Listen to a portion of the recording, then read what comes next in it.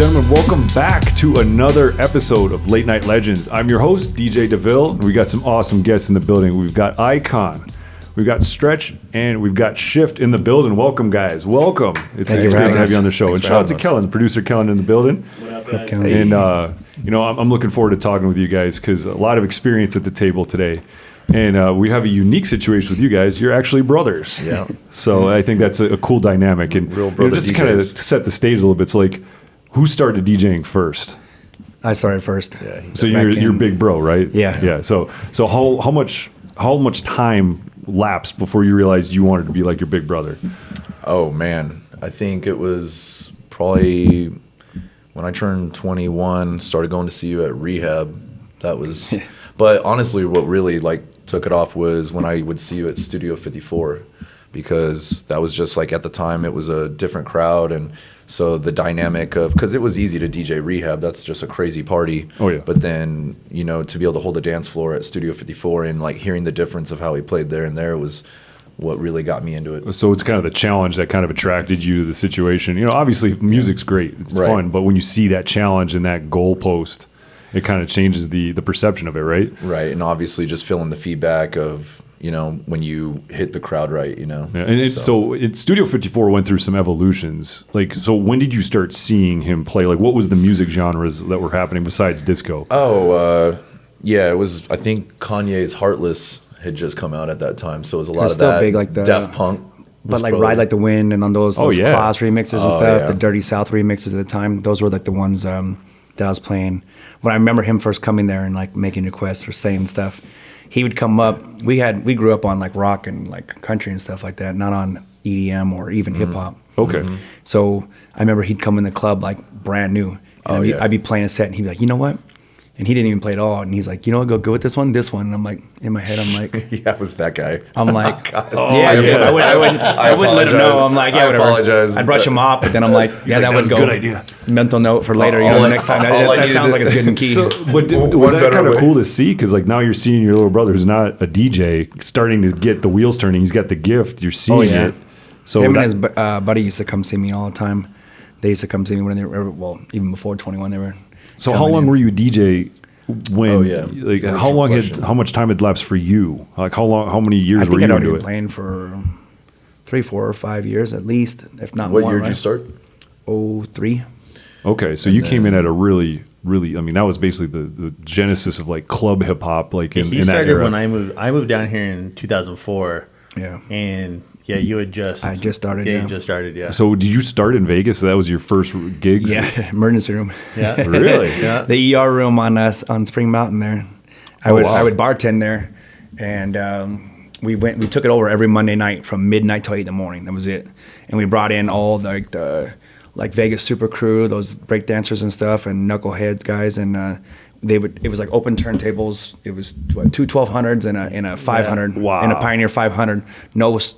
No, everybody came in. It was just vinyl, and everybody did 30-minute sets, and every set was completely different. Anything that you wanted to. It was break beats. So it's almost like an open mic night. Exactly, yeah, like that. Yeah. And it was 30-minute sets only. Nobody got paid. Yeah. I don't think that anybody got paid. So wait, where's this place? What's it called? It was called Emergency Room. Yeah, it's Emergency not there room. anymore, but. Well, where's this at? Spring Mountain Indicator. Yeah. Really? Yeah, it was. That's the first time I've heard of this. That's So cool. I would bartend, and then I started going to Hollywood, started playing on CDs. So I would go to his house and get vinyl from his house because he was on the radio, so vinyl always showed up to his house. Yeah. In the old days, the packets. The proper record pools. So he never used them, so I just started taking them, and I got a bag, and I'd borrow cues, needles one night, or headphones, and at the end of the night when sometimes people would play till 8, sometimes 6 they'd be gone, or whatever, or 4 they'd be gone. Wow. So I would just go from behind the bar and start playing, and I literally there was no Google. There was no YouTube. Back then, it was literally the years they were invented, so I was just going up there by myself and looking at a Pioneer 500 and looking at two 1200s and going okay, I guess the needle's going there, yeah. And what the hell is Q? What does Q mean? Yeah. And I'm hitting it. I'm okay. Oh, that okay. And if you look at a 500 or any 800, 900 now, they're pretty intimidating to somebody. Oh, I just kept hitting buttons until I learned it. Yeah. So obviously that's an awesome way to practice. But what was your first Vegas high profile kind of residency? I got into I started doing a rock night, and then from there I got into doing like a fun Monday party called Relax, which was like kind of different stuff like that. And then I did really good there, and they gave me Rehab. Nice. And then nice. Rehab. Wait, you did Relax first? Yeah, well, Relax Relax, was part yeah. of Hard Rock. So Hard Rock through Rehab, and then Mondays was like they had like 2 pools. So Yeah. Relax was their like second pool, and it was like a super fun like. It was more open format, like yeah. really like you could do throwbacks and stuff like that. Whereas it was mostly EDM at Rehab. Oh yeah, all hard yeah. EDM. Yeah, that's right. Yeah, because Rehab was like the granddaddy of pool parties out here, right? Yeah. It's kind of what started It the was whole the starter, trend. for sure. It was the granddaddy of pool parties in the world. In the world, In the world, yeah. Who would have thought? set the tone. You know, that whole nightclub thing? Like, what if we just did it during the day? Yeah, day You know? drinking's the best. It's almost like one of those simple ideas that you're like, how has no one thought of this? Yeah, and was- honestly, I from what I've heard, it was kind of had some friction at the beginning because people were like, "Well, I want to relax at the pool, and what's all this loud music happening?" Well, But- it's the Hard Rock. Hard Rock was always, you know, the year I started there, every one of the waitresses was in Playboy. You know, they all did Yeah. shoot and stuff. It was always known for that. People you could sell room keys at the Hard Rock for like hundreds of dollars to people so they could come in that pool there if they weren't staying there. oh, right. Yeah, so it was always a party, you know, going on there. So, I mean, they only shared the one pool, obviously, yeah. but it's the Hard Rock. you know. Right. Okay. So now I'm just trying to set the stage up here. So you jumped in what 08, 09 then? So I turned 21 in 2008, and then I probably got into DJing in 2010. Okay, so that's an interesting 7 situation. years. You got to witness the crash, which was obviously really dramatic out here in Vegas. Where you were the market crash? The market crash that obviously had a ripple effect for a couple of years out here. Did you obviously feel like, I guess, since you were actively DJing, how did you feel during that time frame? Did you see a massive slump? No, it was actually great for us. Yeah. Really? Yeah, because it was like hurting the real top, you know, A-list guys, but for us, it was actually really good. See, We that's actually interesting. had like some of our best years. I was gonna say that was Yeah. probably like the heyday. Like, Yeah. It felt like it. Yeah, That was the especially start. for like Yeah. local residents. See, that's such because I I was from the buying a outside new looking house in. and new cars and stuff all the time. It was a lot of work for us. Yeah. at that time. Yeah, it was actually good. People Interesting. still came to Vegas. People still had, everybody had Vegas money. Even every downturn I've seen, people have a Vegas. Like a budget. Yeah, for sure. Yeah, because my first time coming out here was 09, and I was getting smoking deals to stay at the Wynn or the Aria, you package deals. And that's what really attracted me to come out here, because I was living in Wisconsin and or Florida in those time frames. And me and my friends would come out here and party, and it was always like the smaller clubs and the parties that kind of set the tone. The super clubs really weren't hitting it. Like XS was just getting going, Yeah. and that was kind of evolving. So when you jumped in, I mean, how did you feel about that? Were you kind of like, oh, he's just trying to play copycat? Or like, I didn't, sibling I didn't make it rivalries? easy on them. No, Everybody was yeah. like, "Oh, you taught your brother." I was like, "No," because nobody taught me. I taught myself. So I used to try to hang out with some DJs, and some of them back then, especially, were very cliquish. You know, you couldn't like get into that group, you know, if you weren't part of it. Okay. So I kind of got shunned off from some people when I became a DJ. Some people looked at me as like that he wasn't going to take it serious. Yeah. So when he came on, I definitely made You it paid tough it for forward. him. He wanted like For my sure. laptop and stuff, and I was like, "No, you're going to learn on vinyl." Well, You know, yeah. I'm teaching him on vinyl. And then it was also like, you know, I did finally like break the news. I was like, hey, I think I want to do this. And then, yeah, okay. And he just kept not teaching me. So eventually, like he said, one I day didn't want him to just had to go teach get it myself. for Yeah. like somebody be like, "Oh, you're Shift's brother. That's why you got this." You know, I want him to earn it. I mean, he has. Oh, earned and it, that's so, wise. I mean, yeah. that's some wisdom there. I Yeah, mean, no, knowing how he's going to see things rolling, he actually did you a favor. Oh, yeah, I feel that Yeah. completely. Yeah, but once you got established, I mean, you obviously are looking out for his best interests, despite giving him some challenges. Yeah. I mean, so yeah, I'm giving good business advice. You know, the advice part. You know, once If you I have kind of any. no, but Yeah. no, but it's definitely a good thing, because you know you've got somebody with experience that truly cares about your well being. You know, Right. even if there's going to be a challenge and, Right. and put bust your chops a little bit. Yeah. I understand. Yeah. I mean, what was your first big break? In the Vegas market, I guess. I more mean, specifically. honestly, the first place I ever DJ'd, it's kind of gross. It was Wet Republic, but it was before like Calvin and Tiesto and all of them were there. So he had his residency there. Okay. And I remember it was like opening season, and he was just like, "Yep, just go show up." And I showed up, put 'em and in the luckily, fire, right? everybody kind of knew who I was, but they're like, "What the hell?" But whatever. And as soon as you get playing, and it wasn't no train wrecks or anything, so whatever. Hey. But I DJ'd for free at Wet Republic for 5 years. Whoa! Yeah, He was just opening for me. That was But he wasn't like hired. Nobody hired him. He just was there. Just plugged him in. Yeah. Hey, that's all right. But I I just mean, pushed him in there and yeah, let it him was play. just I did my dues. That's how I counted it. It wasn't a big deal. Interesting. Yeah, I mean, but that's cool. I mean, obviously you've got your momentum there. You're a resident. You kind of just, you kind of implanted him, but you still had to earn your spot. Yeah. Oh, yeah. Because like, course. I guess the goal is to blend in before you stick out, right? Because you got to fit the mold, and then eventually, hey, you get your own sound, you get your own vibe, and then they notice that for the better. And then obviously you still have a relationship with them. I just saw you play what is now a Palm Tree Beach Club. Yep. So I mean, We're still there. Yeah, Which the is longevity astounding. speaks for It's itself. 18 years now. Yeah, he's been Wow. there 18. I started there 15 years ago. That's amazing. So, yeah. So I mean, that's really something to say. So I mean, it's really cool because I'm an only child. So just the brother factor there is interesting as it's very unique. Yeah. So it's definitely cool to see you guys have real been doing brother so well DJs. for so long. So I guess one of the first things I want to talk about is the landscape is changing. I think for better or worse. There's a lot of things happening generationally right now, and we were just talking about this a little bit off camera. But have you heard of the term soft clubbing? I don't think I have. I have not. So this is a new thing, like because Wait, we I should was probably talking sounds about this. erotic. I want to try to take. I want to try to take a guess. It You sounds wanna- erotic. Do you want to guess what a soft clubbing is? Yeah, take a guess at what you think soft clubbing is. Soft clubbing, I would think, is, I don't know, I'm just guessing, but is it like if you were throwing a house party and you just have like your friends just chilling in the room with you? That is one of the definitions for sure. Oh, okay. Yeah, because or coffee shops or wellness events, Okay. like jogging events, or now there's this new thing where in New York they just did this thing where it's a party, but it's a marathon, and they're handing out bakery along the way. So you're carbo loading while you're on your run, but then there's DJs and entertainment, of course. Like there's a room for DJ at pretty much any major Everywhere now. event. Yeah, it's just flooded. Yeah. Yeah. But now that's becoming the standard, especially with this younger Gen X crowd and younger. They're not interested as much in intoxication events. Yeah. They want wellness events, and we're seeing this. You saw it like the Symbiotica at Fontainebleau. This is one of the new wellness clinics. There's more and more people leaning into this, and they're not bars; they're wellness bars.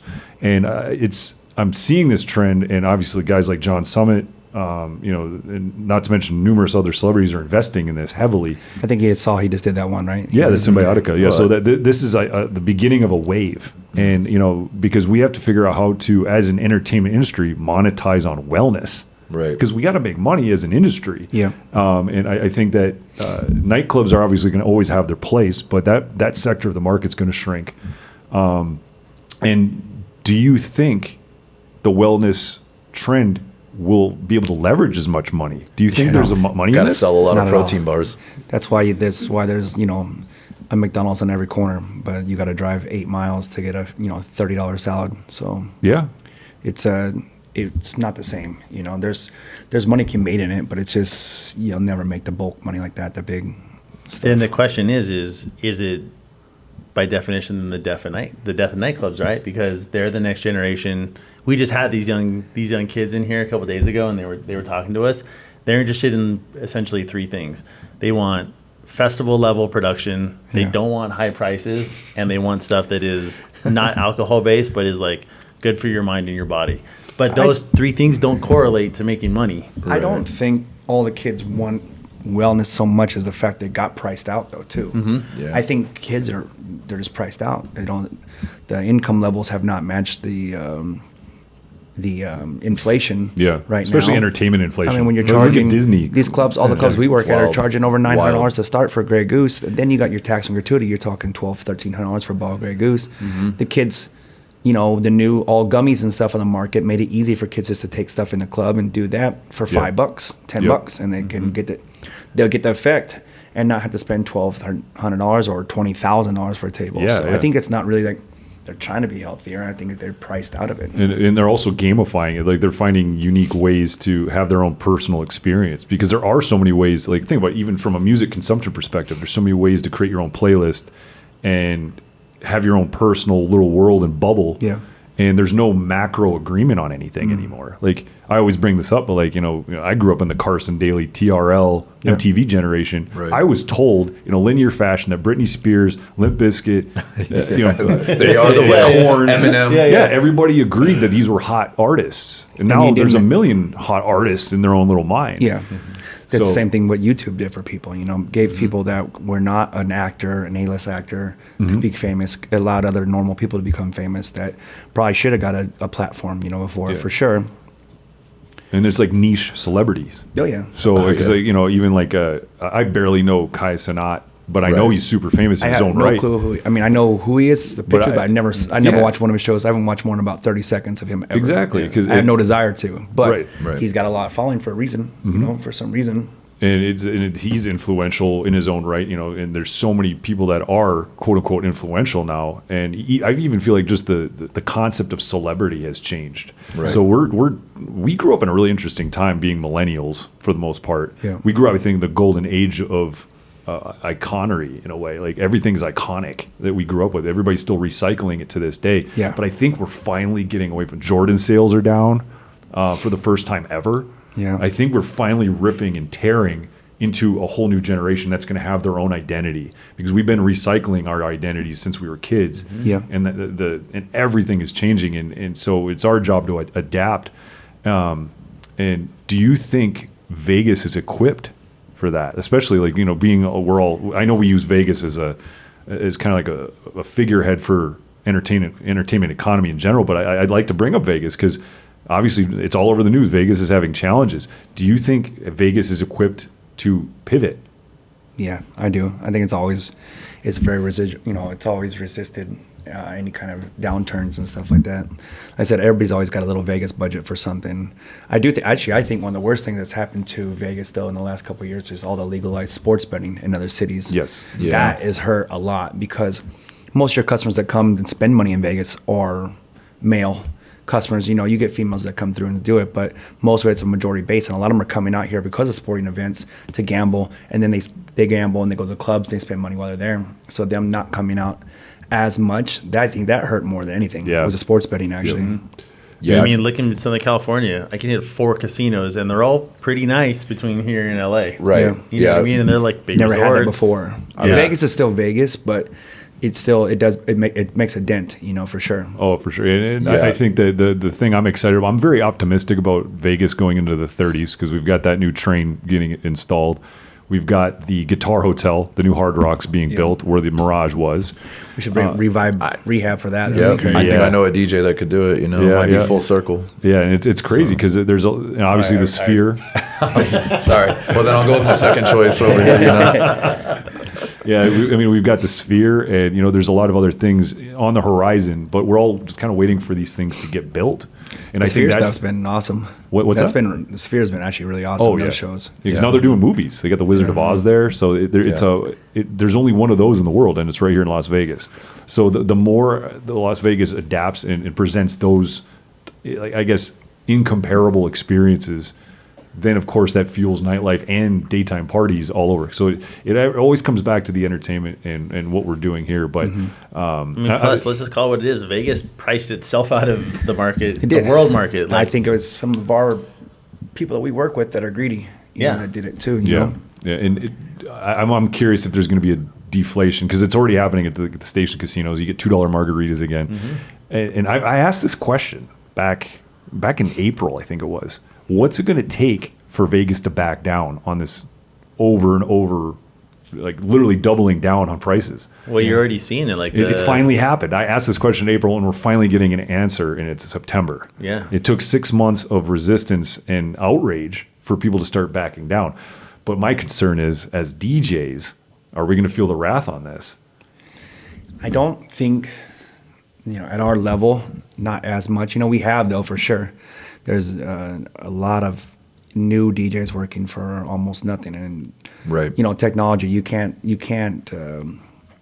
blame technology because we all benefit from technology, every day. But definitely, it made it a lot easier for people who Like I wanted to make sure when I made him start that he really had the passion. When I did, I had to have passion because if you didn't know how to play on vinyl and you weren't putting the time on in. there, Yeah. you If wouldn't you're really self-taught, you have passion. Yeah. But if it's nowadays, you can be self-taught though from YouTube, from Google, and from all the buttons on Serato and stuff. It literally does everything for you. Now. Right. Every kid all in my openers now and stuff, a lot of them, the kid never mix in a piece of vinyl if we gave it to them. Right. You know, if you gave them a Lethal Weapon or something, said, hey, play this to us, they probably couldn't even do it on CDJ No. 2000. So like, look, a coaster. Yeah. Well, I mean, actually, But that made it easier for people who just thought they want to be a DJ and they're just doing it to kill time, or they don't want to, you know, during college or whatever, that don't take it as serious as some of us did, you know.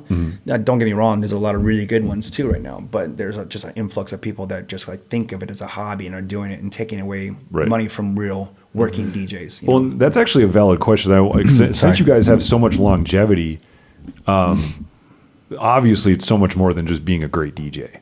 I mean, you guys are awesome DJs, but Thank you. yeah, no, seriously, Oh, I mean, thank you. the longevity speaks Make for me it as blush. well. Oh man, Yeah. I'm glad I came over here today. I mean, you know, Totally worth it. I needed that today. but it's so much more than that, right? Like, when you really break it down, there's a reason that certain great DJs stay in the game a lot longer than other great DJs. And what would you say some of those components that have given you that longevity? Actually, can I chime in on this? Yeah. I've known these guys a long time, like over 20 years. Especially Justin was one of the first people I met when I moved to Vegas.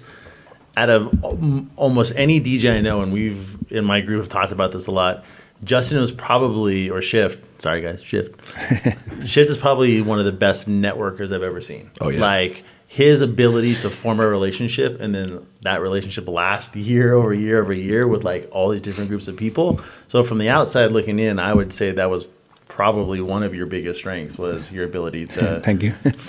but it wasn't like a generic relationship, like you're like true friends with these people. And I've seen you know? this in action. Like I've never seen the red carpet rolled out for any DJ. The way, like I met you one time at Wet Republic, and like they literally had like I think it was the door guy already had a bottle of water ready for you as you're walking in. It was like one of those skits you see in an advertisement, and you literally like you hopped out of your vehicle.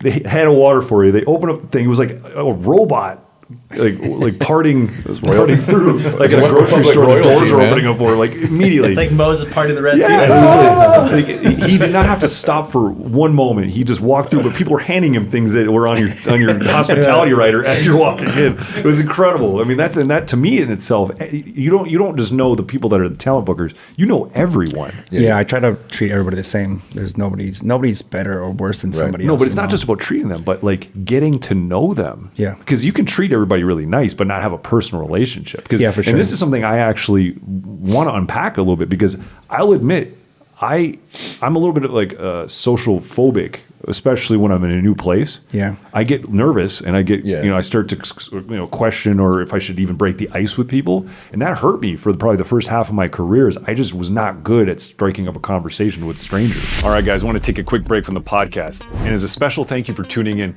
Late Night Legends wants to offer you guys 15% off at the clubkillers.com store. It's super easy. All you got to do is go to clubkillers.com, go to the store, pick out your favorite merch. And when you go to the checkout window, enter the code LATENIGHT15. Thank you guys for watching. Let's get back to the podcast.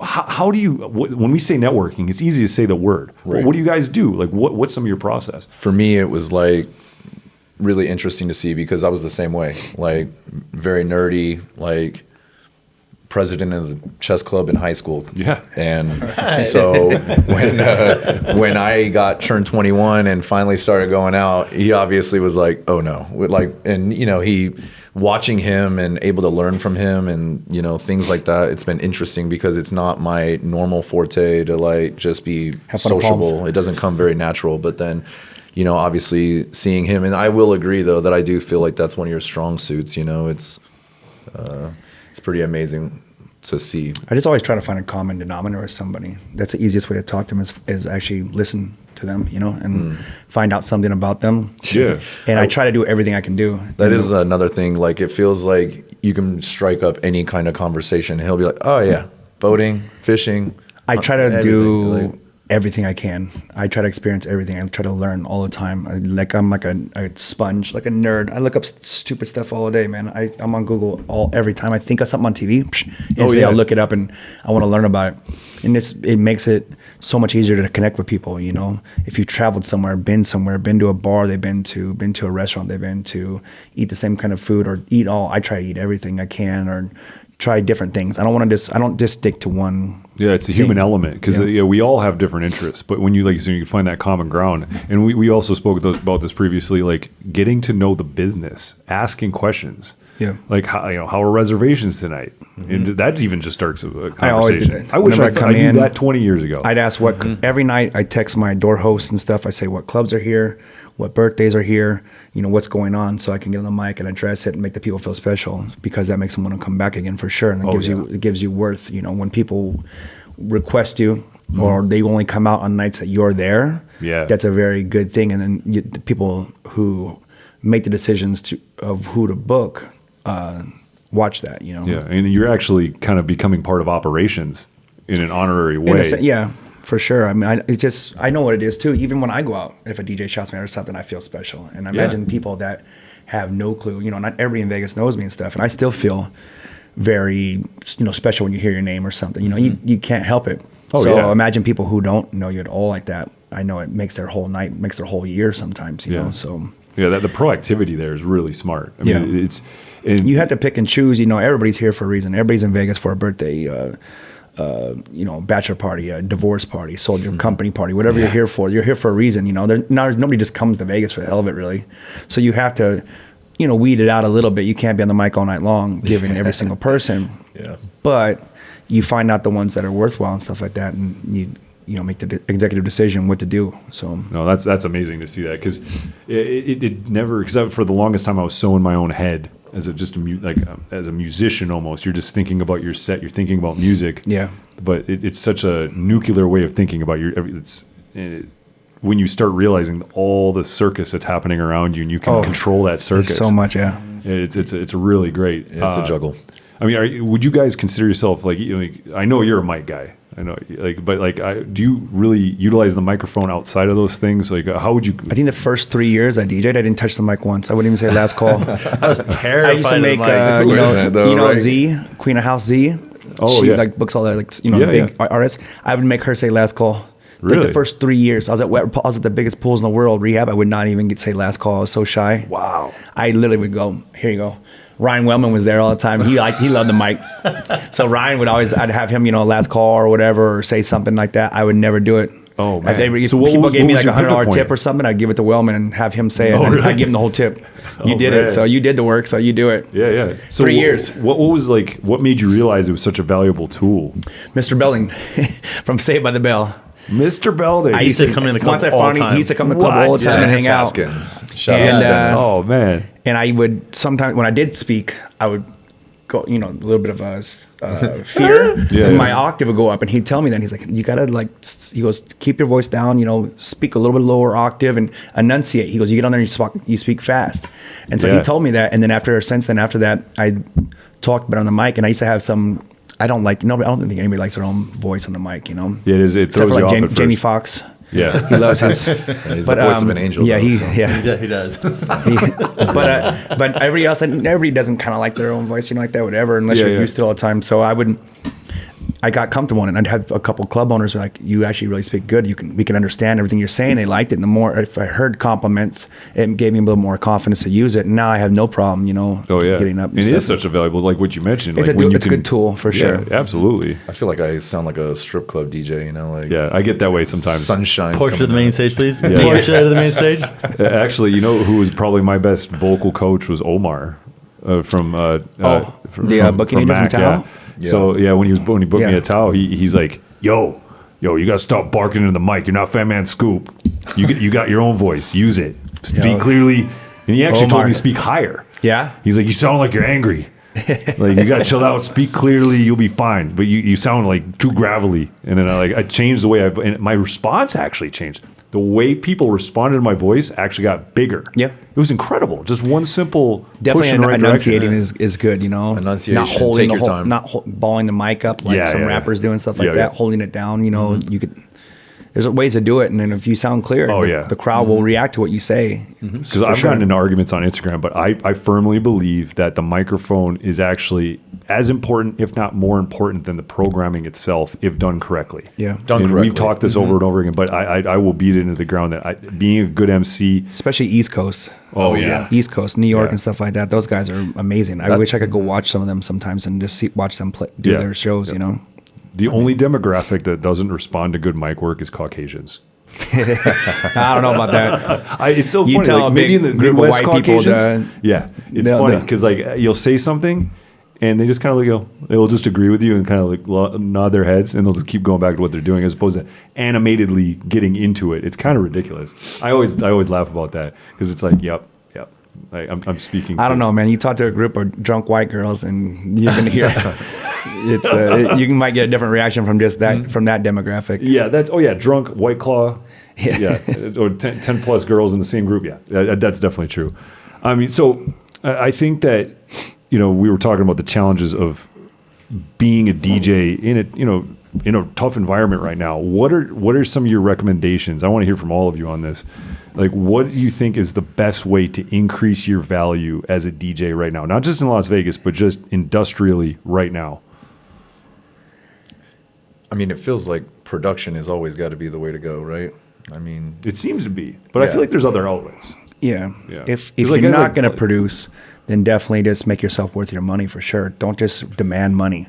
You have to make yourself valuable. There's so many other DJs out there that they can just hire for a couple $100 now. If you want more than that, you have to prove them why you're worth more than that. Building those relationships with customers that come back, hanging out with the managers and stuff after work, having a drink, actually, seeing about their life and stuff, not just coming in, collecting your paycheck and leaving. You know? That's like turning, from like somebody turning a wife or something, or versus like a prostitute, Because you feel like that. People feel like when you just come in, you get paid and leave. They don't like that. It's very transactional, cold. Mm-hmm. Yeah, transactional. You only text them only for gigs and stuff. The desk. If you only, some people only hit up bookers and stuff like that for when they want a gig. They won't ever like reach out to them on a holiday or birthday or say, "Hey, do you want to go out and do something?" Or take them out and do something, like something different instead of just calling them for work all the time. I like this analogy. Your gig is your wife, not your prostitute. Yeah, but it's true because when you look at this as a marriage and like your whole career as a marriage, you're really committed to it. You look at it differently. It's a really important, if not the most important part of your life. It's your livelihood, and But what about? Do you buy into the fact that social media is like the main thing now, or do you think networking is more important than social media at this point? Yeah, because I think everybody's social media is completely fake almost. Everybody will be on TikTok and they'll say 1.5 million followers on TikTok and 30,000 on Instagram. You're like, the math's not math, and everybody goes to TikTok, and then you look on their comments. I see guys all the time that have 1 million followers and they get 6 comments on a picture, and you're like, come on, bro. Like, you're making it so obvious that it's fake. If I was booking, I would look at it as a disrespect to the industry. I'd purposely not book you because of the fact that you have a fake following like that bad. Yeah. If you're faking it that bad, I don't think you're real enough to play for me. Is how I feel. Yeah, that's a strong point. How do you feel at this point, based on your networking experience versus social media ratios? Like, what do you feel like is? I feel like everyone thinks like DJing is the job, but that's only like the minimal part, like the networking part, and obviously you want to have your crates. Learning to play for your crowd. The crowd's different every night. That's what makes Vegas DJs good. Is because we play for such different crowds every night. Everywhere I travel to, it seems pretty easy because you can figure out people in a few seconds. I can figure out people in about 5-10 songs. Oh yeah. It is interesting though to see like how social media is creating a lot of opportunities for certain people, whether that be good or bad, but because I feel like if you're really, really exceedingly good at it, if you can like parabolically stand above a lot of other people in the same space, that's where it starts to do a leverage point. Yeah, but then again, it goes back to like sales, right? That's the whole point. If you have an audience that's going to come out to see you, that's why they want to book you, because you're going to have people come out. So it ends up just being the same thing he was talking about, networking with customers. Now you just have it's more of like a marketing tool, I think, now, rather than actual DJing. Like sometimes it feels like you know, we've all had our fair share of people DJing where you're like, what is going on? But then you realize they have all the followers, and they're just a giant billboard essentially. Oh, for sure. And like influencers. We saw that influencer wave over the last since COVID especially. I feel like there were so many influencers, male and female, coming through. Some of them backed it up, some of them couldn't. Yeah. And everybody kind of used the DJ thing as a piggyback to get in. Yeah. I miss the days of just celebrity hosts. Because you have a great DJ. Yeah, I've hung out with every single Jersey Just have Shore a good member. solid, have a good solid DJ and then have a host. Why do you feel like they aren't doing hosts anymore? I feel like you could still have a dope resident DJ and a celebrity host. I feel like that goes a lot further than a celebrity they're not DJ. draws anymore. You don't think so? Not only that, because the host figured out on CDJ 3000s they could learn how to DJ in a couple of days, so why not just DJ? I mean, at least in Vegas, when it's like you book like the people from the Hills or Jax or those guys, right, from Vanderpump or whatever, right? You book those guys, and they're going up against Calvin Harris and John Summit and whatnot, and so it's all relative, right? Like, relative, and now there's so much competition.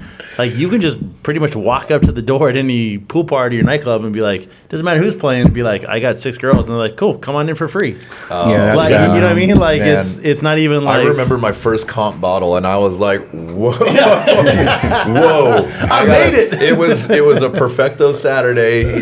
He set it up for me, and I was like, "Wow, I got a comp bottle at Rain." And then, yeah, you're right. Now people don't even ask. Like, it's more like, how many comp bottles are you gonna give me? Yeah. It's like the whole It's dynamic. crazy. They just need bodies. Like, We used to every go into venue. clubs in the old days. I would go in, and people would be sleeping in line, like on the ground sleeping. I'd go in yeah, rehab. and What? go in for like an hour to come back out. They're still in line sleeping. Like, they're still in line. They moved a couple spots. And You remember that's like the how it used to heyday of be. rehab when it would go to center from bar. all the way down this hallway, Oh, which man, was out to the long, strip. Insane. out to the parking garage. It would zigzag and then go out to the street, which is the strip, turn, and then go all the way past the front of the thing. It was insane. The line No, for rehab was the craziest 4,000 thing. people That way? just in line. I remember when it was went down like past crazy. Pink Taco, all the way down to the center bar, all the way, and you're just like, what? Yeah, through the parking Yeah, garage. like it would zigzag in the parking garage and then go Yeah. out the door Out, and then turn. yeah, sometimes Yeah. like 3-day weekends it Yeah. would go down the strip, or down the That's down the insane. sidewalk. That was one of the cool things. Like, I felt like when I first turned 21, I would live for Sundays because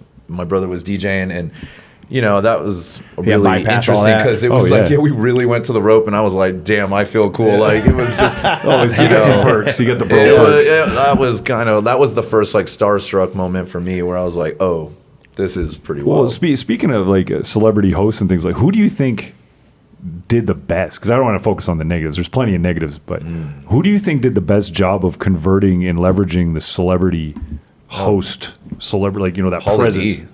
Oh yeah, Pauly D, for sure. That's hands Yeah, down. good for him. Because a lot of shows too, they only do like one season and they're done or whatever. Like Real World and all that. In the old days, you were on for like one season, but now they've done so many reunites. It just keeps igniting his career over again and again. Every time they do another show, he like goes back up. But I mean, he is DJing though, so I mean, Yeah. what if you were going to step away from that? Like, yeah. someone Who that was a just, non-DJ? like- Because he's a but he was great the one. first, but he was before Yeah, everyone. but so like he- somebody that he was- wasn't a DJ or known for it at all, and Yeah. that converted. James Kennedy, maybe. Yeah, I mean, he's DJing. He's DJing now too. you mean that? right? No, Yeah. you mean that's who is DJ now, or just a host? No. like Like, anybody hosting, that was just like a straight host hosting. or like even just a celebrity that was a present in the nightclub arena that actually figured out how, hey, I can keep this going and actually successfully do it. Because like you guys have seen a lot of celebrities come and go through the years. And that's like, I'm actually kind of a little bit disconnected from that because, you were seeing it all the time. I came into Vegas on a spotty weekend here or there, but you saw this come in and out. Most of the stuff, I mean, I did some of the ones at the TV shows, but a lot of my did was just with an artist. There was a Yeah. lot of artists pairing at the venues I was at. You were pairing up with somebody. Yeah, who did you like? Who even was just a good host? Because I always remember Kim Kardashian. She was like one of the first ones to really do It's Kardashians it. actually were really nice though. great. Yeah, they're Yeah, all they good. were- Chloe, I did work with her a lot Yeah. too. Chloe's a sweetheart.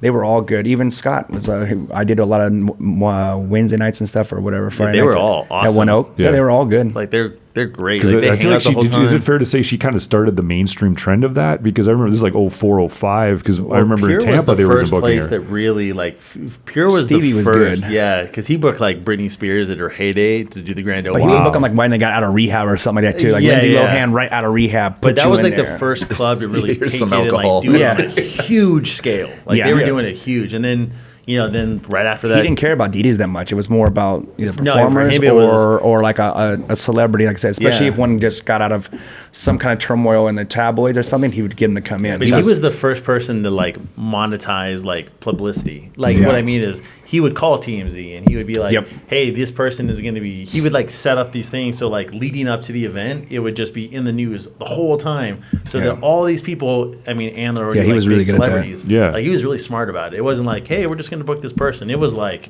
this whole like shifting of like, you know, paparazzi and this whole thing leading up to the event. It was really smart the way he did it. One of my friends was just talking about, there was this place that was only open for like 6 months, and they had it was at the MGM Grand. Do you recall this? Which one? It was almost like a circus theme, and it was only open for about 6 months. Oh God, that was Beecher's Madhouse or Beecher's Madhouse. Madhouse. Yeah. So I feel like I was a busser there.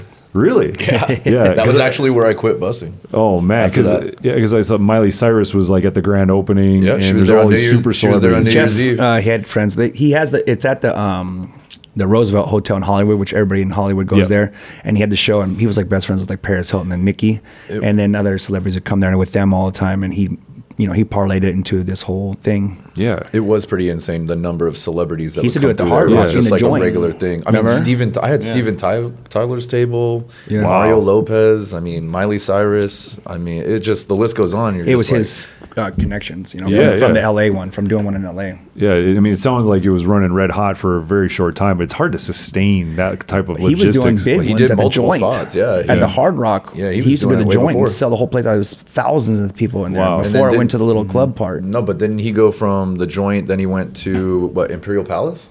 Somewhere like that, yeah. And then I think after Imperial Palace, he went to the IP, MGM. Yeah. And I gotta say though, I think at the MGM it was the perfect size, perfect concept, crazy. I kind of miss it. Like I wish Little it was people still flying bottles over to you out of an elephant's ass. Midgets used to come They would out come out of an elephant's ass and fly across the room. Fly across, bring your bottle down, go back up, and then. That's and then shitty. Shout out to Sassy Cassie. Oh yeah, the little Dude, she was like exotic a dancer. little exotic dancer, and then you would just see Elmo and Big There Bird were a bunch of other everywhere. little ones that were like little Kanye and stuff too. Little, Yeah, we had little the Kanye, 25 we had cent. little Psy. yeah, 25 cent, 25 Yeah. cents. That's great. 25 cents. 10 cent.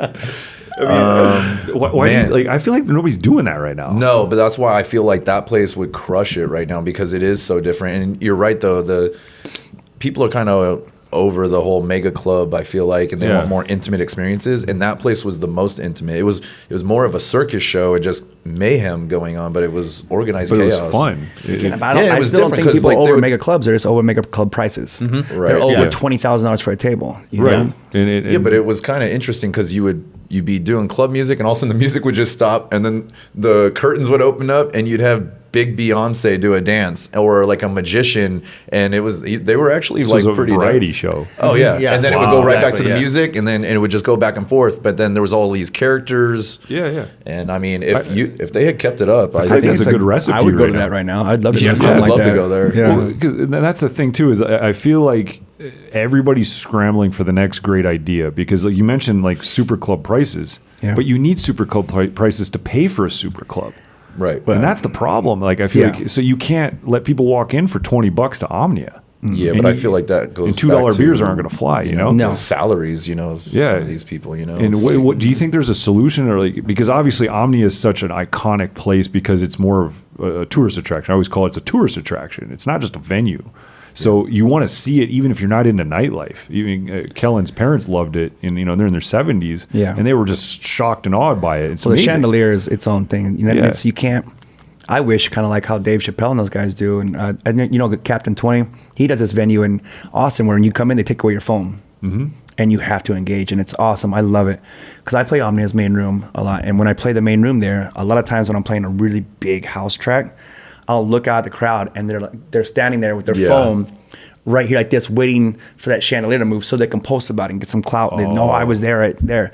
And even the big guys, even like when I'm watching Zed or Martin Garrix there, I'll watch the crowd kind of not even be into it. They're more about, they'll wait because they know if a big drop's coming, it's probably going to do something. Yeah, it's a crazy And shit. they want to get it. And I think it would be so much more fun if they had no phone and they had really engaged like they used to do in the old days. Yeah. But then again, Omnia doesn't want that. They want everybody posting that chandelier like that. Yeah. They don't want to have free advertising. That's free advertisement. It's crazy free advertisement. So you can't get rid of that, obviously. But a couple of venues that I've gone to, like we went to the Kill Tony, and they took away everybody's phones, and it was awesome. You were listening to everything. You weren't. Yeah. You're engaged. not distracted. Yeah. I wish it was back like that. Did Intrigue start that, or they tried that for a little bit? Wasn't it like a phoneless?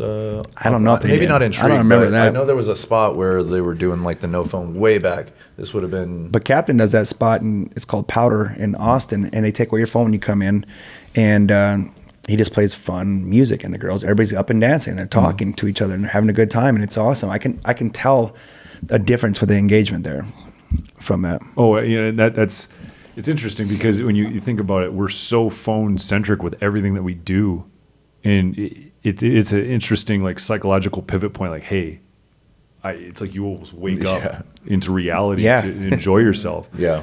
And so I think that right now, especially with Vegas is concerned, it's millennial focused. Yeah, I think the younger kids are even worse than us. We're not. Yeah, we part of grew that. up without it. We know both sides. Right. I did go to, just a quick pivot though. I went to Lightning in a Bottle, and it was like a different festival because it felt like taboo to even pull out your phone. Like, and you just feel like it a in the culture air. of it. Well, it's just when you're there and you're like, you're the sore one. If you pull it out and you just realize like, it almost was like unspoken rule that like live in the moment, because it's just kind of the mentality there. And I just remember being at the festival and I was like, wow, no one had their phones out. Like, it was almost like disrespectful to pull it out, but like unspoken awesome. rule, but it was great. Interesting, because like even with Burning Man, I feel like Burning Man was kind of a dud this year. Maybe I could be wrong, but there's certain aspects of it that I felt like people weren't as interested because maybe it was just the weather. There's a lot of challenges with the weather, but it seemed like it was exceptionally bad this year. People were just like complaining about, it's they got like you can get alkaline burns from just walking around in the wet soil. I didn't know that was a thing until recently. I've never even heard of that. Yeah, well, I know this year too is like the big trend is these sunrise sets. Yeah. And so you really got to stay up all night and party, but not everybody out there is like on drugs and doing that stuff. So a lot of like the big music you're allowed events to wake up in the morning too, right? True. That is true. You can. Start your day. Start your day. You don't have to end your night. Some You can people start your start day. their day off with a set, I don't know if I can imagine just waking straight up though. Going straight to hear some bangers. 6 a.m. Yeah, right up to it. Yeah. Big news. The Late Night Legends podcast is getting its own channel. We're moving. On behalf of the entire Club Killers crew, we want to thank you for your support in tuning into our brand new podcast, Late Night Legends. And it's been going so well, we want to dedicate its own channel on YouTube. All right, guys, it's super easy to find. All you got to do is go to youtube.com/@ClubKillersPodcast. And the best part about the podcast having its own channel, you'll find the clips, the shorts, and the full-length episodes all in one place. We appreciate everyone watching the episodes, but right now, only a small percentage of you are actually subscribed. So right now is the perfect opportunity to join the new channel, show your support, and get involved with the conversation with Late Night Legends. What do you think the future holds now that you've seen the cycles in Las Vegas over many, many years? What do you think is, like, there's things bubbling to the surface. What are your predictions for Las Vegas success? Right, not only for the venues, but as DJs, what do you think is important right now? Because all of you have a lot of wisdom. I think the rates are going to come down. The big DJs, they're not. The clubs are not making any money on them. They're losing money every night. I'm not going to say any names or call out any venues, but there's the biggest ones. A lot of them are not profiting. Some of them relying on casino money to profit off of there, and the casinos. But then some companies don't have a casino to back them. They don't have a deal with the casino, so that hurts them. But I think it's hit a point right now where it's just too much. I don't think we'll see prices come down as much as maybe they'll just stay where they're at and then let the economy, let everything else catch up. Yeah. Kind of. I don't think you'll go back. You do get some spots that are doing those prices. I saw that you talked It's about a novelty thing. Yeah. But the big venues, you can't really go back to $200 bottles or buy one get ones. But what you can do is kind of slow down on it and let everything else, because it's all going to keep going. Are you sure? I could go to the store right now and sell some bottles for $200 and be pretty happy about it. Pack the club out, but yeah, I mean, you're not. It's going back to more fun venues and stuff. Do you like think that, we're going to lose out on some entertainment because of that? Because like places like Ibiza are still paying. I mean, I don't think so. I think what you're going to see Vegas is pays the seeing most. an overall Vegas is the contraction. mecca, Vegas still right? pays the most money I on think anybody, Vegas so they sets can that trend. definitely hit the brakes a little bit on it. Vegas needs a market correction, though. Let's just be real. You Yeah. had Vegas that expanded to a point that was unsustainable, and you have so many venues. The number of venues needs to contract. A lot of like what's popular right now are these little more intimate live music Look venues. at Pinky Ring, man. Yeah, Pinky exactly. Ring's Exactly. I was cool. thinking about that one earlier. Yeah, Pinky which Ring. Pinky Ring. Pinky Yeah, Ring. Pinky Ring. It's super fun. I love going to Pinky Ring. I really enjoy it. you're just going to see places close. The ones that survive will still be able to charge supply and demand. There'll be less supply. Yeah, there's more demand, less competition. right? A lot of big clubs are not going to make it, and it'll reset itself though. But then I also think there's only so many DJs out there. They can help drive it down a little bit. And I'm all for everybody making their money, but at one point you're costing people. They're not having fun anymore. And then that's greedy. That was you a big one. Greedy. When I would DJ in the Heart of Omnia and Calvin Harris is in the main room, it was palpable. Like people were just standing on the dance floor, and I would literally just see like guys there just like probably thinking like, oh shit, it's Friday and I already blew through my whole weekend's like money because they paid cover.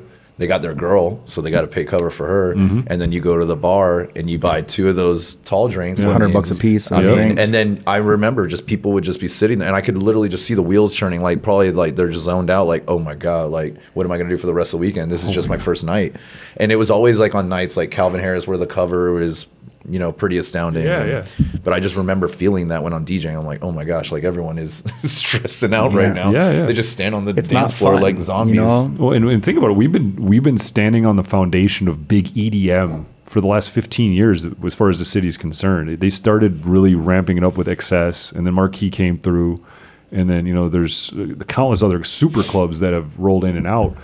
And I think that the ones that are most properly managed with the best lineups deserve to survive, and they will survive.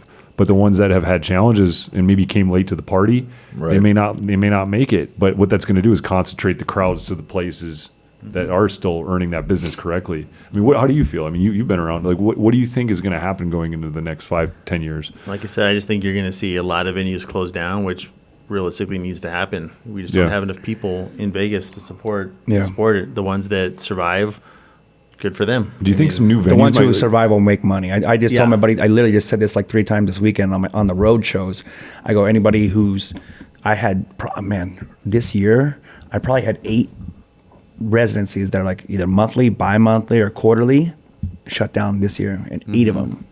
Wow. And it's a huge crush to my income, but I felt they were all personal friends of mine and stuff, these club owners and stuff, and some of them spent a lot of their savings trying to keep it alive, to keep their employees making money too, because they felt like they were their family too, and they're trying to keep it working, not just for themselves to profit, but for all these workers are going to lose their jobs, and they have families and stuff too. So it's a rough year. This is the roughest year I've ever seen as far as and clubs to your going. point, this isn't localized to Vegas. Like I got friends in Boston that are saying this. Oh yeah, that's San what I'm talking Diego, about. Seattle, venues. Not Vegas residencies. 8 nationwide. Nationwide. And the ones I told them, the ones that will stick around, will end up, I think, next year making some money because it'll reset itself a little bit. But right now, it's a little rough. It's scary because it's always fun to get a new gig, but it's scary to lose one. Yeah. And when you scale that up, it's really frightening. And like I remember you made that comment back. This is like back in 2017, like being diversified and having backup plans. I'm like, I'll just don't ride this out. And now I'm really seeing that transparency of what you were talking about. And it's so important to have other interests, other investing. When I speak about investing, time, money, and resources, and even your interests, just having other ways to be adaptable and weather a storm. And I think that's the biggest lesson. We're all in this because it doesn't matter what level of DJ you're at, you're feeling it right now. Yeah, and it's like anybody watching this, just know that you're not alone. Yeah, you're not alone. Because we're all here to help, but I think that the people that are really going to last through any sort of challenge are the ones that have their business right and understand the componentry. And like I want to really highlight that word networking because like we unpacked it, but the word itself, use that as your North Star because you can work on your scratching and mixing skills all day. Yeah. Oh yeah. If you're not working on your networking skills, none of that other stuff matters. I always felt like, my brother told me, this is back in like when I first got into DJing, he's like, you can be the best DJ, but in the bedroom, there's probably a ton of DJs that are way better than us. But and that was my biggest mystery for the longest time. Like, why does this guy get to DJ? I'm better than him. And you realize that these people have the gift of gab. They know how to, be receptive to anybody. Charisma. Yeah, charisma is an amazing Definitely gift. Networking and then song selection. I think those 2 things. If you can keep, I always try to push people to something different they don't know they like. I don't play safe anymore. I used to travel, and I'd go into cities and like look up their radio station and find out what the hits in that city is, if I was in Houston or LA or New York, wherever. And then I gave up on that after a while. I quit doing that. I was like, you know what, I'm going to bring my style to there now. And I push different stuff because that's where you're going to make your money at too. If they're paying their local guys a couple $100, why do they want to pay you a couple thousand when you come in? You know, you have to make something different. Why come in and play the same songs that your opener's playing? The opener in every room, I think, should be able to outplay the headliner. They should know the room better. Your job as a headliner now, and the reason why you want to get extra money and come in and travel is because you're bringing something different that their crowd maybe doesn't even know they want yet. But then when you leave, they're like, wow, that was awesome. It was something different. Yeah. I think a bulk of my gigs out of town always had on the flyer some type of Vegas takeover or something like that. You know, like it's a good tool. Vegas is like a mecca of entertainment. Sure. So it is a selling point. Yeah, and actually, it's funny. You literally kind of segued me into a question or observation that I've felt not only myself, but like I feel like it's kind of been like a kind of a dark joke amongst everybody that DJs here is a lot of DJs that play a lot, put a lot of hours in. They all have the same routines with the same edits. Yeah, and do you think at one for most people, Vegas is the entertainment mecca. Yes, but then when you're here all the time, there's a common denominator that starts to happen where you realize that, okay, these songs work, guaranteed to work, and then all of a sudden you start really like only playing those songs. Well, you get blinders on, but I think that's a problem. I'm guilty of this myself. I know this song, I'm not going to play this song again. Yeah, it works. I always call them little blocks, right? Everyone has like their blocks, like where this goes into that and that. And it's like nice when if you are just talking to someone or like you can't think of something, you're like, oh, cool, I can hit that block, and then you're good for like the next 3 songs. But I try not to fall into that too much. I did definitely in the beginning. I'm sure probably people would know exactly what song was coming, but one of the better compliments I get now is no one has any clue what song's coming up when I'm DJing, and I'm just like, good. That's the way I love it. And that's what I've been kind of like. I've been re-challenging myself because you get into these like if you have like a reoccurring weekly gig and this stuff guarantees to work, and you're like, I don't want to turn into a show that you just it's like a rock band. They have their set. Yeah, you don't want to be that as a DJ. You should never be. And that's what the big guys are all doing. They're all the staff hates them. Actually. Yeah, that's even wild. the $1 million DJs. The staff absolutely hates them. Yeah, they're like, I've heard that. They are like, oh God, I know exactly what song's coming next. Every time they get hear them once a week or once every 2 weeks, and then after even years, down to the mic. Like saying the same things on the mic, same points. Yeah, I try to change up that too. It's hard, but I learned because I was a bartender before I was a DJ, so I used to hear when the headliner would come in, pre-shift when we open the club up, the manager would come out and say, well, we got this DJ, and the whole staff would be like, oh. They would literally like, you could hear hundreds of people sigh with the same like pain. And like you knew every crazy song, but the headliner wouldn't come in till midnight, they wouldn't be there. So they didn't hear the staff at 9:30 like hating the fact that they were going to have to listen that night. And they'd come in and think they're killing it, which they would be killing it. So I learned early on, I was like, ooh, all right, when I become a DJ, don't play the same stuff every night because you're going to have the pre-shift's going to be, I never wanted them to say, we have shift tonight. Like everybody like, oh no. Yeah, I remember Hollywood used to appear like on Tuesdays. He would go through my list. I was his roommate at the time, and he was like, teaching me how to program and stuff. Oh, sure. He would go through my Serato and be like, okay, this is what you did last week. You cannot play any of these songs. And he would make me like every Tuesday night. That's awesome. I love that. That's some tough love right there. If I got stuck and I like had to play a song, he'd walk by and just wham, just hit me in the back of the head and be like, I told you. He would laugh about it like, sometimes you just got to, right? Yeah. But I'd be like, fuck, I got to hit the back of the head. Fuck, I got to hit the back of the head. Yeah, but that's great though. I mean, it's it's a good whack in the head a lot. Yeah. I've gotten to the point where if people come out to the pool to see me and then they come out to the nightclub, I won't even play the same song at a different venue just because that person was at the pool. Yeah, different it's I hate the concept of repeating a song. Especially in the same night. Especially, when people come see us at the pool, then they're going to come see me, like, say, at a nightclub after that. They're in Vegas. They're going to go to both shows. Yeah. I'll try to make both sets completely different. Oh, yeah. No, that's amazing. Sure. That's really great awareness. And it's funny because I didn't realize this for a long time in my career, but, like, the waitresses and waiters and the bartenders can make or break your career. Yeah, for sure. Oh, literally. That's probably the networking If the staff is 101. excited Start that with you're them, coming right? in, Yeah. the staff's excited you're coming in, you're gonna be a long-term DJ. Yes. And if you can keep making them excited, that's what you have to keep doing.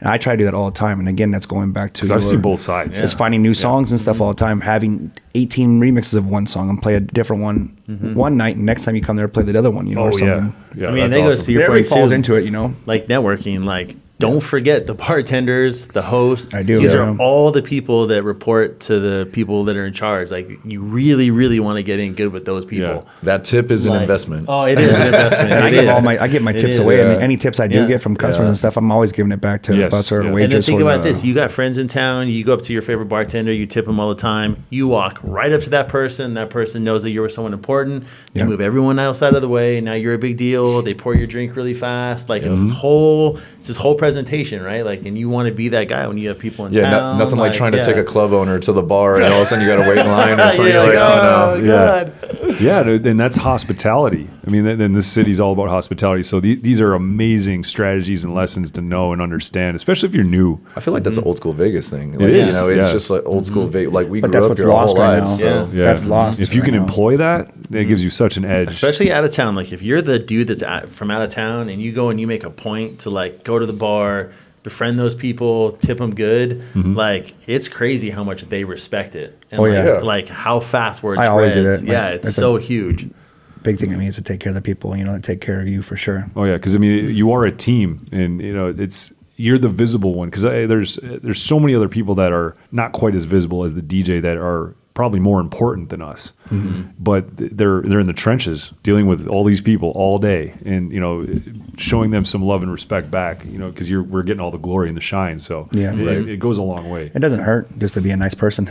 Oh, You yeah. know, just to be a good Yeah. person. Apparently, for some people, it does. Yeah. I've Some learned that people too. can I not- never understood the whole DJ ego Yeah. thing. You know? I never. Actually, I shouldn't say that. I think everybody has had to take a step back at some point in their career and be like, oh, maybe that was a little, Yeah. including me. A little Yeah, prima times, donna. but yeah, yeah. you learn from it. As yeah. long as you learn from it, that's Yeah, the yeah. important thing.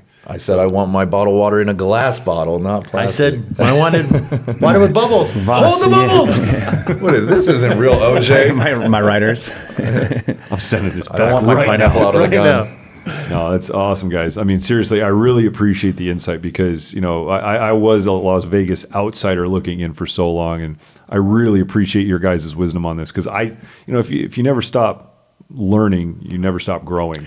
Yeah, I learn something new every day. Yeah. I think my sets are actually still getting better. I think I'm still had some this year. I've had some of my best sets that I've ever had. I can attest that. He's doing a lot better now. I really He's doing a lot better for now. A little while, yeah, for a little while, I did kind of get stale. I kind of got stale. I was just doing a lot, whatever. But now, like the last couple years, I really put time in. Like each set, I'll kind of go through 5 or 6 different big playlists. You know, I always make them different. You know, so I'll have 500 or 600 songs in a playlist or whatever for us. But I'm like, what's ones I'll run through the list real quick just to jog my memory of songs that I might have forgot. Oh, yeah. Right before my sets now. Before I go on, I'll just run down. I'll sit in my room and it'll be like a 500 song playlist, and I just go down it and I'll start playing them all for a few seconds, and I'm like, oh yeah, you know what? They're like that one that's here. Oh, yeah. That maybe I would have forgot about. You know, if I hadn't Also, played them some for you long. want to just get rid of. Maybe they didn't age well. Yeah. So it's good to kind of like move things in and Yeah, out. trimming the fat. And you can is bring what I back a call lot it. of them Yeah, now. that's You know, pretty good. I bring back a bunch of stuff. You know. I feel like original pop cuts are huge right now for me. Yeah. Like they're just like original like 2010s records. I had to You can play never- that paparazzi Lady Gaga and the place like erupted. I was like, oh, yeah. Like Katy Perry firework anywhere. Yeah. Man, you Oh, that break one's that out, always good. they're gonna sing their asses You off. know, it's Yeah. funny you say that too, because a lot of DJs get so caught up in the remix thing that Yeah. even like redrums, like sometimes a redrum is like not needed. Like you can just Right. play the song. Like it's. I Totally probably went cool. 5 or 6 years at one point without playing Yeah. I just was not. I was like, it's not a headliner song anymore. Yeah. And I purposely boycotted it. And then I just heard some people use it. And then every once in a while I'll bring it back down. I'm like, geez, it's probably still one of the biggest songs It's of the still night. good It's Shout out to literally Lil Jon. one of the Right from the beginning, just let one it of the fucking drop biggest it. songs of the night. And I'm like, I purposely boycotted it for like 5 years. Yeah. Would not play it. It was not my headliner song as far as I was concerned. But how long until Party Rock Anthem gets that level? Oh, and comes I'm back? already playing it. You are you? yeah. Oh no! I'm sure Shots is probably still good. I haven't Yeah. played It's that in Shots years. Shots is great. I mean, I don't. I gotta those play with songs Lil like Jon, that, so- you know. I think Actually- right now one of my favorites that I've been bringing back is the The Way I Are. I love that. That was always such a good beat, man. Actually, it's sexy back too. Yeah. Dude, I played it at Bottle I One, didn't and know that. like it was. Well, it was actually, great. the one that set the tone for me on realizing this whole trend was like when Vice. I actually made the observation on his social media that like it was Kesha Die Young. He's like, I can't believe this is going off so hard. Or like And Timber. He's going Just a good classic Any record. old Pitbull will Yeah. always Yeah. work. Did Pitbull ever Yeah. go away? I don't play it at it's the always 120 been a anymore. I staple. usually go from like 100 and that's it. And then I'm up to Yeah, exactly. 75, He's killing it. 100, and like 125 to 130. But then that 120, that lost that Chris Brown stuff, the Usher stuff that was Forever, there. Chris Brown. Forever. Yeah. was a big The other one. Lady Gaga those just songs are great danced, right now. all that Bass. stuff. Yeah. Anyway, I did another night. I actually played it on the record. It was after Bruno Mars's concert, so a lot of people came in. I don't think I played really anything new at all. I just stayed. You don't have to. And it was Yeah, just not so for much that fun. kind of- But it was that's like the perfect playing show. older house tracks and stuff. Bring the Bruno back, and then it was like wow, people were really singing along these songs. Yes. They're fun, funky songs that are like they're vibey. They're good. Yeah. Where normally I wouldn't play that. I could never play that in Omnia's main room. You know, it would just Right. would the Well, manager like just look at Bruno me like, "What are Mars, you doing?" Lizzo, You know, and like- Dua Lipa go so well together. Yeah. Because they all have the same production style, like any Mark Ronson. I love that. That's why I love being able to play like, Omnia's main room, but then also playing something like on the Yeah. record, whatever, or playing a corporate party. It's just so much fun to play something different to me, you Yeah, know? and that's why I do really truly appreciate Vegas, because you do get thrown all of those scenarios, like a pool party, a corporate party, a bar, lounge, and super club. Those are all at our disposal. I'm kind Yeah. of looking forward like to the end of my career actually to like what do you call it, put out to pasture, I can't wait to go work at like just a lounge and play whatever the hell I wanted that I've been Yeah. playing for my whole career and just drink a glass of wine and just go and do what I want and have somebody happy there, because people don't realize sometimes the big main rooms how you literally feel like sometimes you can't breathe,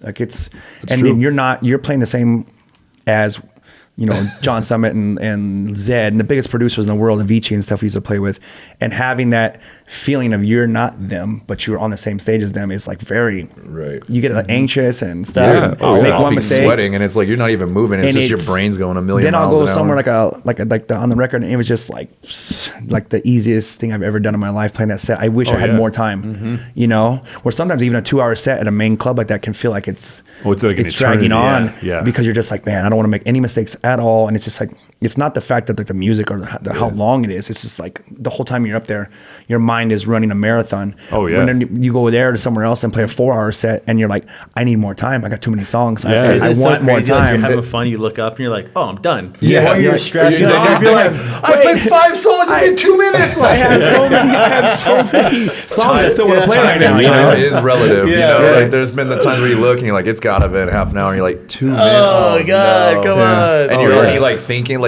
there's been times where I started a set and it's like I can't even think of a song to play, and you're like, how am I gonna get through this whole damn set? And then there's times where, like you said, But there's after times you 5 play, hours- it doesn't matter what you play. Like sometimes you just get a dud crowd, and it doesn't matter what you play, you just can't find it. You know what I mean? Right. Like that's the worst, because then you're Yeah. just like, oh god, it's like. Oh, and then you nothing. still been got to some get of through those it. Yeah. How do you think comedians feel? Because like Yeah. I always equate comedians and DJs to similar psychology, but at least we get to hide behind turntables.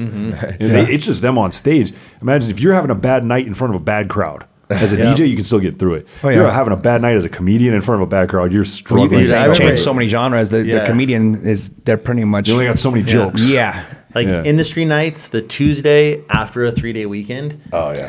it's just zombies. Yeah. Nobody That's- wants to be that's what there. teaches you how to be a Yeah, good you're just DJ. like everybody's just like Imagine so the staff, tired. yeah, Yeah, that's staff just too. I get stuck with those nights all the time because they like to like shift. You bring a lot of locals out; they'll come see you.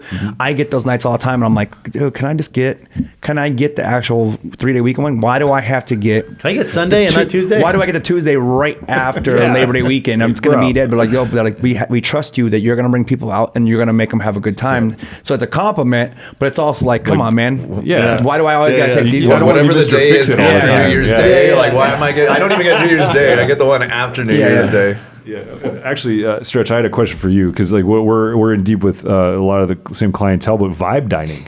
I want to get your take on. Do you think vibe dining will continue to expand? And I guess to clarify the term is like having a nightclub experience in a restaurant or dining environment. Do you think that's going to continue to expand, or do you think the people that are doing it are going to continue to only be the ones that do it? I could see the concept still going. I mean, I think it's fun. like, you know, Delilah's huge, you know, and some of these other spots, but it's like going to get a steak dinner, you know, and having that formal dining versus going there and having a party. It just seems like a younger, more hip thing. So it just seems like a slam dunk for me. I feel like it's the perfect millennial solution because like some of the millennials are getting into, they're approaching 50, but they still remember the good old days of going to the clubs, right? All the things we just talked about, like, you know, popping bottles, you know, the early 2000s. It brings them back to that element without having to stay out as late. And you get food. Right. You get to sit. I mean, it's And you get to sit. my joints aren't so good these days, you know. So No, but I feel like it is genius. Like it really is. I think that it was. You know, I feel like STK was probably one of the first ones to really start. You're right. Yeah, So, STK. I mean, they've been STK. doing it forever. You know, Yeah. so and I'm seeing it more and more now, and I'm here for it. I like it. Yeah, I think it's a really good enjoy idea. it. Honestly, it's some of my favorite. I love the places. sets that I play there, you know, because you really can. I mean, I feel like we're still within the confines, but if they really just gave us free reins, that would be a really fun experience to just create like a whole atmosphere around. Like, let us look at the crowd, really fill it out, just go for it, you know, and like go everywhere. Like, I want to be able to hit everything. Well, and I think as time goes on, if it continues to get standardized, you know, because it's still, I feel like everybody's learning from it. They're still figuring it out. Yeah, maybe it'll be like the new open format club. It's just now it's just dinner. Because I mean, you got 4 to 5 hours to vibe out, and you got an early crowd that's older typically, and then as time goes on, it gets younger and younger in there. Yep. And it's a really interesting challenge because you can still get them to turn up. Well, I love like And it's you're still reactive. DJing at the restaurant at 12:30. I mean, I've gone till 1:30, 2 o'clock in the morning, you know, and so you're like, by then you're playing, you know, like you figure they're there for some shit, you know. So and then like, they start let's have buying fun. more because you're actually it's like we talk about like getting people to buy bottles. You're getting people to buy food and bottles and dessert and add-ons and stay later. So I feel like there's Profit margins are lower though with food than bottles for sure. Very So much. Well, it depends on where you're going. There's some places that they know how to charge for crab and steak pretty well. You're also thinking though that like normal restaurants have those same margins, so why not make it like a more club atmosphere, which then drives more alcohol sales in certain ways? And so I'm sure that it's a good little like kind of mini solution to what's going on right now with the challenges, because like a lot of people that are in their 40s and 50s just aren't going to clubs, at least not often. Yeah. So, but they go out to eat a lot. So if you can get them to incentivize them to come out and stay out for a while, I just still think want that's to have fun, you know.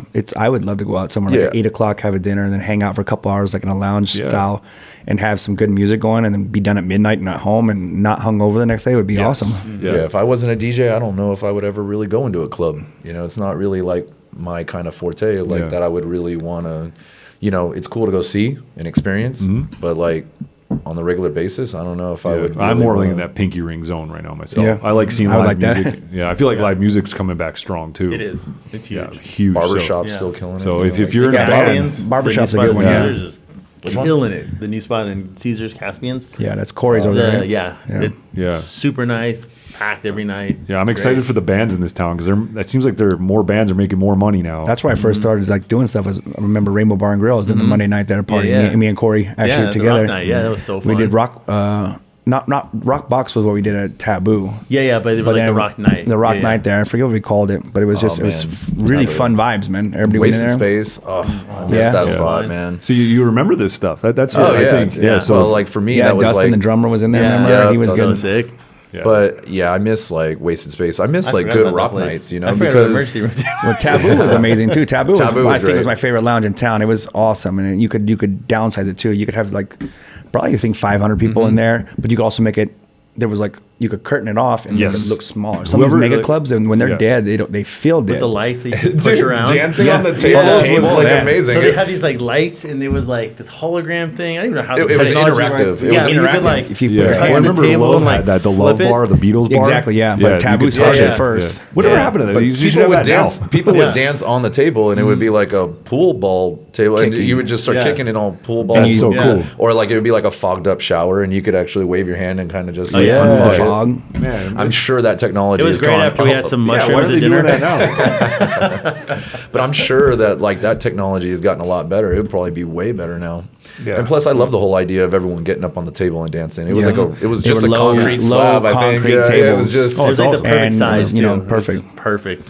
Yeah, Taboo I crushed think it. that we're going to go in an interesting time because the best part about when things aren't easy people start really using their skill sets to attract customers. Because when it's too easy for too long, everybody just stops doing anything of any effort. So when things get challenging, everybody puts in more effort, meaning operations. I mean, even from a DJ perspective, any entertainment, if you step your game up, you're guaranteed some job security in a challenging environment because you're the one that shines. If you're the cream rising to the top, people are still going to see that and they're going to appreciate it and get value. Yeah, I feel value like is the name of the game. Vegas used to be all about like, what club are you going to? Which night was it, right? Because there was each club had its clubs own were bigger night, than right? DJs actually too. So now we're at the point where there's too many clubs, so now there's 2 a night, which that we already talked about, like how that might go back to maybe 1 night per each club. But then, shit, what was I just thinking about? I just had a moment there. Damn it. But Squirrel! I just because I got sidetracked with that. But because it went from going to which club you were going to now it's like, well, who's DJing, right? And that was the next evolution of like the DJ thing. And now I don't even know if that excites kids as much anymore as like it used to. So now like what's the next thing, you know? Maybe it'll go back to the venue rather than Yeah, I think venues, multi-entertainment venues, bands, DJs, and sideshows. I think that's a winning combo because like I really like I'll just keep using Pinky Ring as the example, but like people that have never been there, it's a live band that does extremely good covers because it's Bruno's band or multiple members of that band. so they're doing live covers, performing. Yeah, like and Bruno then Mars. sometimes Bruno shows up. A lot of times he shows up actually. And he doesn't do his own songs. He contractually can't. He does covers too. So you're hearing Bruno do covers of your favorite songs. So it's like watching a super celebrity cover band. It's incredible. And then in between sets, you got a great DJ. So you can't lose. There's never a dull moment. And Yeah, it's a people small love it room.